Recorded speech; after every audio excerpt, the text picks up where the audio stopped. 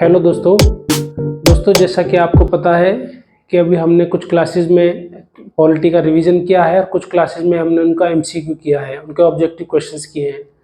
अभी जितना हमने थ्योरी किया था उसका हमने एमसीक्यू भी कंप्लीट कर लिया है। अब हम बढ़ते हैं आगे की तरफ। आगे जो हम थ्योरी में करने वाले हैं वो हमारा नेक्स्ट जो हमने टॉपिक रखा है वो रखा है फंडामेंटल राइट्स। देखिए, फंडामेंटल राइट्स को समझने से पहले आप समझिए राइट्स क्या होते हैं, राइट का मतलब क्या है। हिंदी में आप बताएंगे तो बोलेंगे कि अधिकार होता है राइट का मतलब। ये ऐसी चीज़ें हैं, ये सभी को पता रहना चाहिए। एक आप डेमोक्रेसी में हो, आप वोटिंग करते हो, ये भी आपका राइट है। इसके अलावा राइट टू प्राइवेसी, ऐसे एक एग्जांपल्स मैं आपको बता रहा हूँ, डिफरेंट टाइप के आपके राइट्स होते हैं। तो राइट में राइट्स को डिफाइन किया गया है, claims of the person sanctioned by the law. आप इसको समझिए जैसे आपकी सोसाइटी है, आप किसी सोसाइटी में रहते हैं, उसके कुछ रूल्स रेगुलेशंस होते हैं और कुछ चीज़ों को गलत माना जाता है। जैसे उदाहरण के लिए चोरी है तो वो गलत मानी जाती है। अगर उस चीज़ को हम कानून बना देते हैं तो वो एक कानून बन के तैयार हो जाता है, उसके हिसाब से आपको चलना है, उसके लिए कुछ पनिशमेंट भी है। इसी प्रकार से राइट होता है। जो चीज़ आपको कानून ने दी है या संविधान ने दी है, कानून ने जो आपको दी है वो आपका राइट हो गया, वो क्योंकि उसके पीछे बैकिंग है लॉ की कानून की उसके पीछे बैक है। तो इसलिए इसमें बोला गया है claims of the person sanctioned by the law ने जिसको आपको, कानून ने जिसको आपको प्रोवाइड किया है, वो उसमें जो आपके क्लेम्स हैं। और राइट के उदाहरण मैं आपको बता ही चुका हूँ, ठीक है। राइट टू प्राइवेसी है, राइट टू लाइफ हो गया, इक्वलिटी का राइट्स है, ठीक है। अभी राइट्स को समझने से पहले राइट की डेफिनेशन आपने देख ली। ये है कैटेगरीज ऑफ द राइट्स, कि किस कैटेगरी में राइट्स को डिवाइड किया गया है, किस तरह के राइट्स हैं। आपका ये नेचुरल राइट हो गया, ये ह्यूमन राइट्स हैं, ये लीगल राइट्स हैं, कॉन्स्टिट्यूशन राइट है, कॉन्स्टिट्यूशनल सिविल राइट है और पॉलिटिकल राइट है। तो नेचुरल राइट जैसा कि वर्ड से इसके पता लगता है कि ये आपको बाय नेचर मिलता है, बाय बर्थ आपको मिलता है। अच्छा, ऐसा कौन सा राइट हो सकता है जो आपको बाय बर्थ मिलता है? बाय बर्थ आपको क्या मिला है? आप तो खाली हाथ आए हैं, तो आपको क्या दिया है नेचर ने? देखिए, नेचर ने आपको राइट टू लाइफ दिया है। जो लाइफ आपको मिली है वो आपको गॉड गिफ्टेड है, गॉड गिफ्टेड आपको लाइफ मिली है, तो उसी को हम बोलेंगे right to life. Right to life, हमारे कॉन्स्टिट्यूशन में राइट टू लाइफ को आर्टिकल 21 में डिफाइन किया गया है। तो वो जो आर्टिकल 21 में जो राइट है वो, उसका अगर हम कैटेगरी पूछे तो आप बता सकते हो कि वो हमारा नेचुरल राइट है, ठीक है। इसके बाद आपका ह्यूमन राइट और नेचुरल राइट, इसमें काफ़ी समानताएं हैं और काफ़ी इंटेलेक्चुअल्स हमारे इनको लगभग सेम मानते हैं, लेकिन इसमें बहुत ही सटल डिफरेंस है, बहुत छोटा डिफरेंस है। देखिए, नेचुरल राइट और ह्यूमन राइट में सारी चीज़ें एक सेंट्रिक रहेंगी ह्यूमन के चारों ओर, मतलब मॉरली, नैतिकता के आधार पर जो एक ह्यूमन का जो राइट है वो एक आपका ह्यूमन राइट हो गया। इसमें सारी चीज़ें इन्वॉल्व हैं। आपने बहुत से उदाहरण देखे होंगे, कई बार बोला जाता है कि एक जो कैदी है उसका भी एक ह्यूमन राइट होता है। हालांकि उसको पनिश करना है, उसको कन्विक्ट करने के बाद, उसको दोषी साबित करने के बाद उसको पनिशमेंट मिलती है बाय लॉ, लेकिन फिर भी बोला जाता है उसके भी कुछ ह्यूमन राइट्स हैं। तो ह्यूमन राइट्स सारी बाउंड्रीज के परे हटके एक मॉरली ह्यूमन को सेंट्रिक करके सोचा जाता है, वो आपका ह्यूमन राइट हो गया। इसके बाद आपका लीगल राइट है। लीगल राइट आपको वर्ड से पता लग रहा है लीगल का मतलब क्या है। लीगल मतलब जो आपको लीगली लेजिस्लेचर के द्वारा कानून बनाने के बाद जो राइट आपको दिया गया है। सबसे बेहतरीन उदाहरण आपका हो गया RTI act, right to information act 2005 में आया था। ऐसे बहुत उदाहरण हैं, मैं आपको एक उदाहरण समझाने के लिए बता रहा हूँ। ये आपको लेजिस्लेचर ने कानून बना के आपको ये राइट दिया है, तो इसका अगर आपसे कोई पूछे तो कौन सी कैटेगरी का राइट है, आप कहेंगे ये मेरा लीगल राइट है, ना कि नेचुरल राइट। ये आपको नेचुरल नहीं मिला है। इसके बाद है कॉन्स्टिट्यूशनल राइट। कॉन्स्टिट्यूशनल राइट्स वो होते हैं जो संविधान ने आपको दी हैं। संविधान में जो आपको संविधान बनाते वक्त जो एंसरन उसमें किए गए, जो डाले गए हैं जो राइट्स, वो आपके सारे कॉन्स्टिट्यूशनल राइट्स है।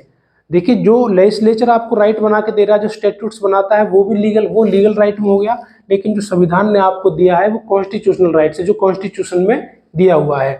ठीक है, इसके बहुत उदाहरण है, जिसको ये जो हम राइट पढ़ने वाले हैं फंडामेंटल राइट्स, ये कॉन्स्टिट्यूशनल राइट्स में ये राइट्स आने वाले हैं। ठीक है, इसके बाद सिविल राइट और पॉलिटिकल राइट, इन दोनों में भी काफ़ी समानताएं हैं, लेकिन इनमें कुछ छोटा सा एक डिफरेंस भी है जो इन दोनों को एक दूसरे से अलग करता है।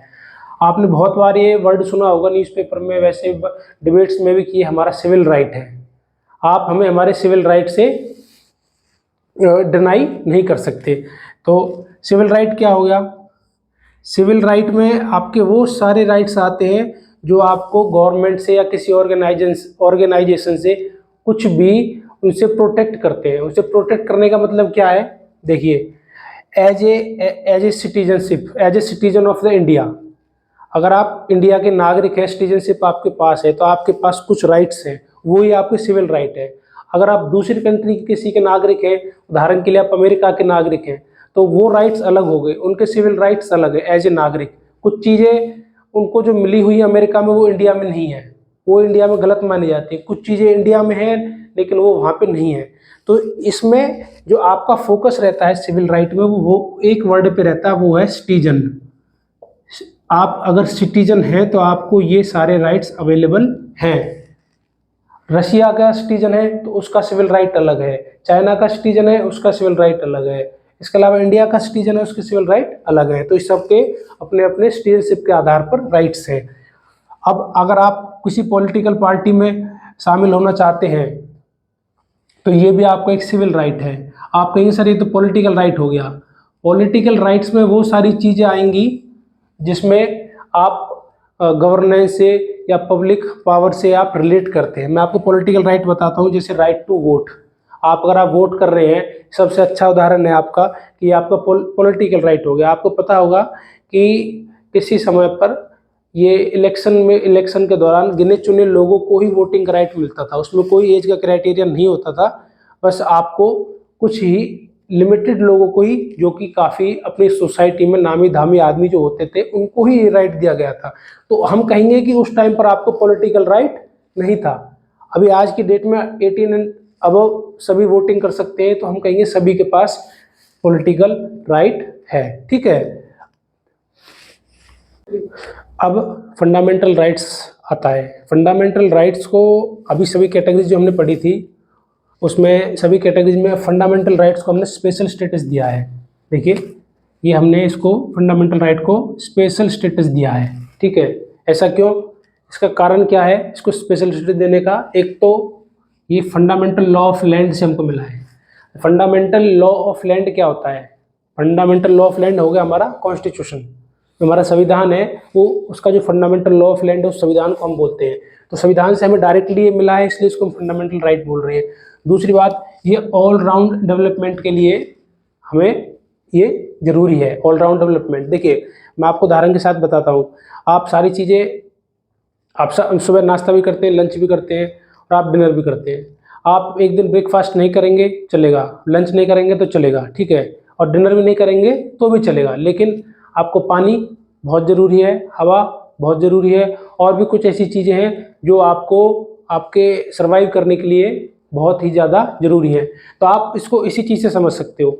ये फंडामेंटल जो राइट्स हैं, इनके बिना हमारा ओवरऑल डेवलपमेंट, एक लाइबर्टी जो हमारी लिबर्टी जो होती है वो इम्पॉसिबल है। तो अगर आपको लिबर्टी चाहिए, अपनी थॉट्स की फ्रीडम चाहिए, आपको एक्सप्रेशन का, तो ये सब चीज़ें आपको फंडामेंटली जो आपको जो चीज़ें राइट्स के थ्रू, फंडामेंटल राइट्स के थ्रू मिलेंगी। ठीक है, इसलिए इनको फंडामेंटल बोला गया है। अभी ये फंडामेंटल जो राइट्स हैं ये आपको संविधान से मिले हैं, कॉन्स्टिट्यूशन से। ठीक है, इनको ऐसा नहीं है कि इनको लीगली आपको कोई स्टैट्यूट्स बना के दिया गया है। तो ये हमें इंस्पिरेशन कहाँ से मिली इसकी? तो हमको इस inspiration USA bill of rights से मिली। ठीक है, यूएसए के बिल ऑफ राइट्स से, फ्रांस के राइट्स ऑफ मैन, वहाँ पे जो फ्रेंच रेवोल्यूशन हुआ था, इसके बाद यूएसए में भी जो राइट्स के लिए जो प्रोटेस्ट हुआ था, उनको हमारे लीडर्स ने नोटिस किया, हमारे लीडर्स ने उन चीज़ों को देखा, तो उन्हीं चीज़ों को उन्होंने उसमें अपने कॉन्स्टिट्यूशन में आंसर इन किया है।